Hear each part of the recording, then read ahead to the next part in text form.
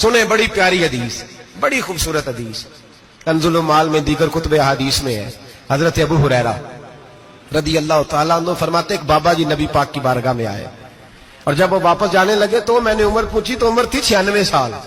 کہتے ہیں بزرگ جب آئے نا تو یہ بھویں جو ہے نا ان کی سفید ہو کے تو یوں آنکھوں پہ آ گئی، بڑی چھڑی بابا جی نے پکڑی ہوئی اور دونوں ہاتھ پکڑ کے نا چھڑی کے اوپر جھکے ہوئے ہیں ایک جانب، قربان جاؤں۔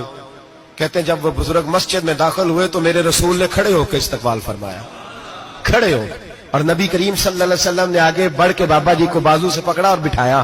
حضور بیٹھ گئے، کہا بزرگوں کیسے آئے ہو؟ تو کہتے ہیں وہ بابا جی بات کرتے تو آنکھ کھول کے پہلے حضور کا چہرہ دیکھتے، پھر وہ بات کرتے تو ان کے لب و لہجے کے اندر بڑی پریشانی، بڑی تکلیف، بڑی مایوسی۔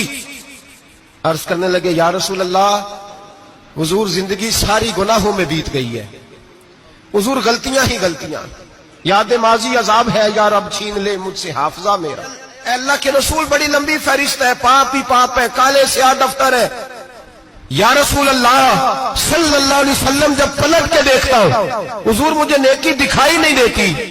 حضور اس عمر میں آپ کا ایک صحابی ملا ہے، اس نے بات سمجھائی ہے تو تھوڑا خیال آیا ہے، لیکن یا رسول اللہ صلی اللہ علیہ وسلم اب میرا وجود بیکار ہو گیا ہے، حضور بوڑھا ہو گیا ہوں۔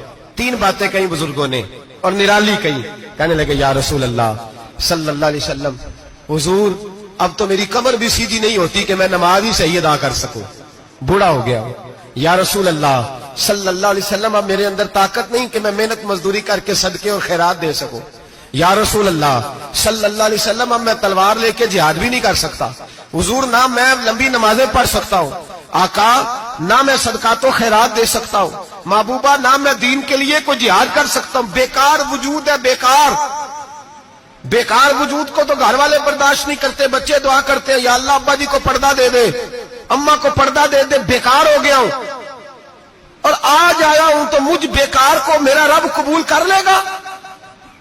آج کلمہ پڑھوں تو بیکار ہوں، کسی کام کا نہیں، نہ نماز نہ صدقات نہ جہاد، قبول کر لے گا؟ حضرت ابو ہریرہ فرماتے ہیں جیسے برسات میں بارش کی جھڑی لگتی ہے، یوں مصطفیٰ کی آنکھوں سے جھڑی لگ گئی، حضور کھل کے روئے، کھل کے۔